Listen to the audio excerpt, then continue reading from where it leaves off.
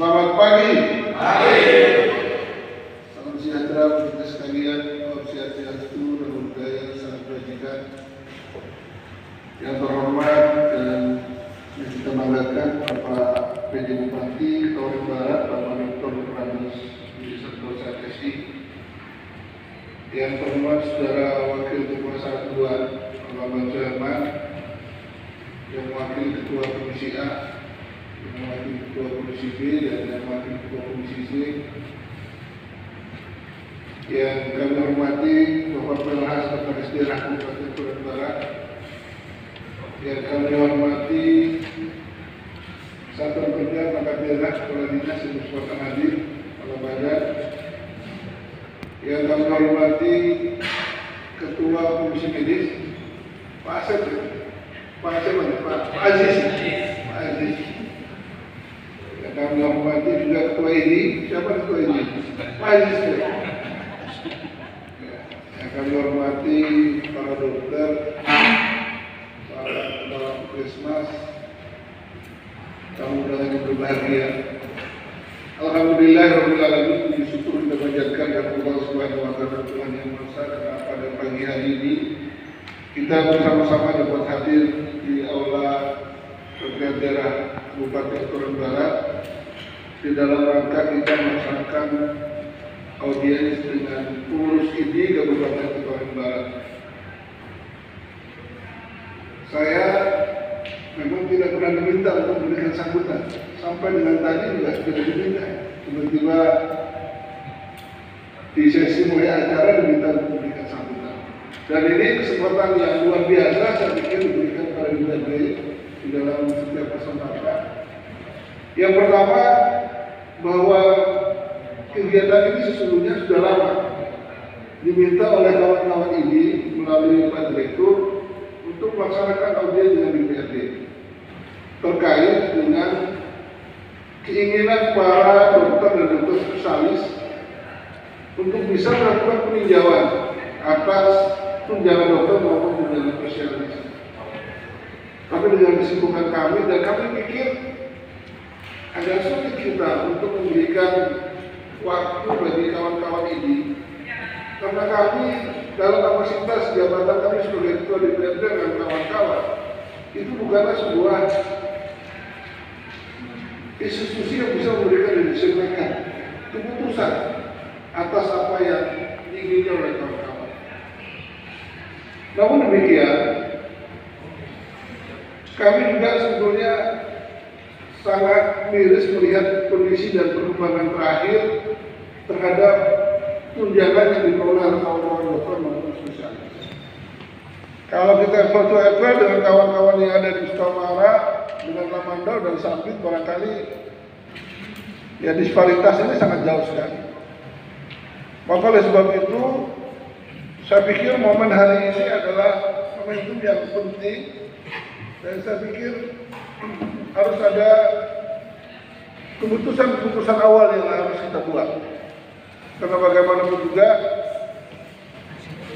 layanan dasar bagi masyarakat itu adalah bidang kesehatan. Oleh karena itu, Bapak sekalian, hari ini kita akan merumuskan terkait dengan tunjangan yang akan diberikan kepada kawan-kawan dokter dan spesialis. Berapapun besarannya. Apakah kita mengikuti kepada standar berdasarkan keputusan kementerian atau bagaimana? Karena Bapak Ibu sekalian, perlu saya sampaikan, kondisi keuangan kita ini sekarang ini, perkembangan terakhir 2024, saya pikir sudah setelah pasca Covid, kemudian dengan adanya perkembangan ekonomi di kita, di mana kita memperoleh lagi yang namanya dana DBH sawit. Kemudian yang lebih penting sekarang ini adalah bagaimana kita bisa mendrive terus untuk meningkatkan dari sektor pendapatan yang bersumber dari pajak kendaraan bermotor. Dan kita memiliki sebuah persepsi bahwa itu akan naik dari tahun ke tahun. Oleh karena itu, ini ya kata bersama dengan apa yang disusun oleh kawan-kawan. Tapi tentunya ini hadir juga di tengah kita. Pak Rohim hadir ya? Ini ada Pak Rohim ya, yang akan mengatur berapa sebetulnya kemampuan keuangan daerah yang bisa kita berikan nanti. Tapi yakin dan percaya bahwa ini akan kita naikkan di 2024.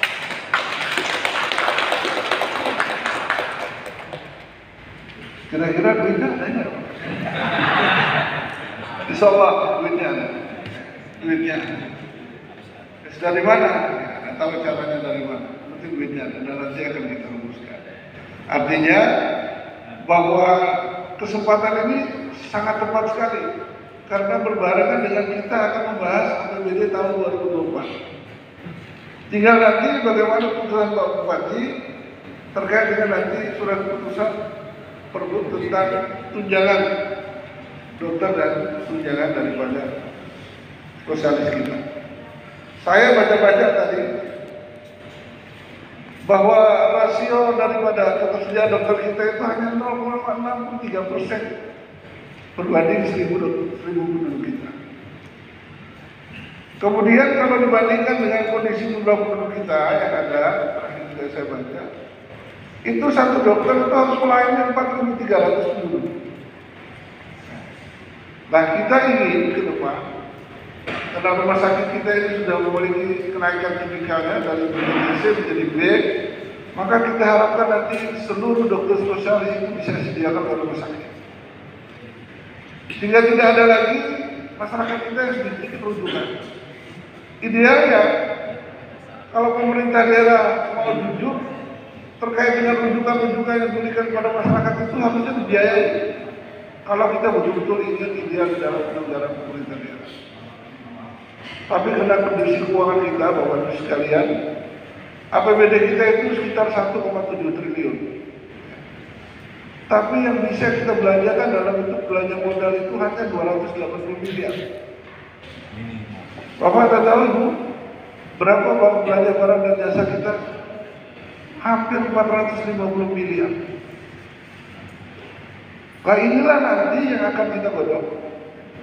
Bagaimana caranya agar kita bisa melakukan justifikasi atas anggaran untuk memenuhi kebutuhan kenaikan daripada tunjangan medis, tunjangan dokter dan tunjangan spesialis. Saya juga baru tahu tadi ternyata tunjangan dokter kita itu hanya 4 juta sebulan. Gak cukup Pak. Gak cukup di Bapak Ibu, Pak saja. Kemudian spesialis kita 12.500.000. Artinya kalau kita menghitung dengan keputusan yang dulu dibandingkan dengan inflasi dari tahun ke tahun, ini jauh dari kata cukup. Apalagi kami ini kan juga nanti punya anak dokter juga.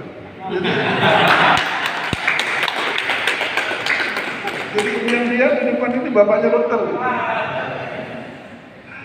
Jadi bagi sekalian, saya pikir apa yang diusulkan oleh kawan-kawan ini harus mendapat apresiasi dari kita.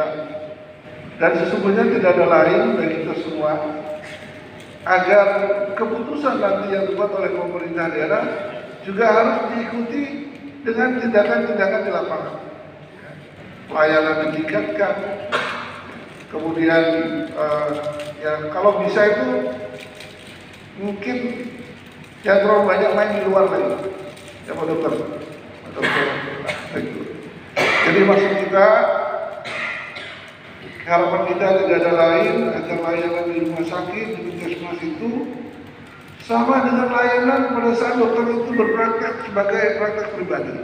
Wah kalau itu bisa dilakukan, ini luar biasa.